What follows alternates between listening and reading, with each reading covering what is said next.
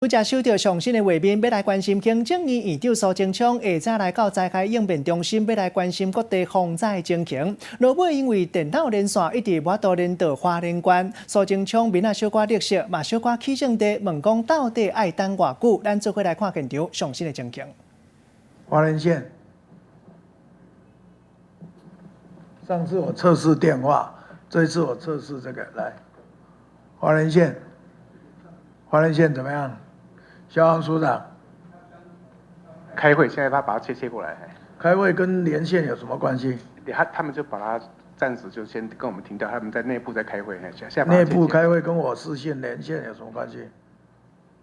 哦，没有，所以现在他准备把它切过来，那平常接不过来？可以接过来，他只是说他开会当中他在操作上面，他把它放在后面。我们这个不是22个连线随时可以调出来吗？那花莲县，他那边可以把我们切掉。花莲县不是1级开设了吗？这个消防署，你以后不要让它可以切掉哈。跟气象局用视讯连线。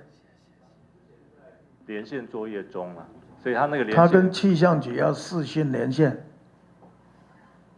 气象局在这里嘛哈，他跟气象局什么在视讯连线？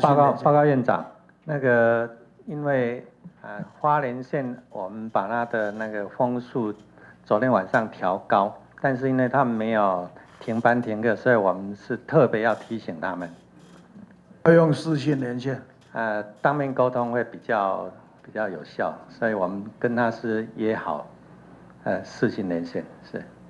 那现在我要等多久？要用开视讯连线的，才能联络停班停课。每一次只要有路上台风警报，我们都会有视讯连线。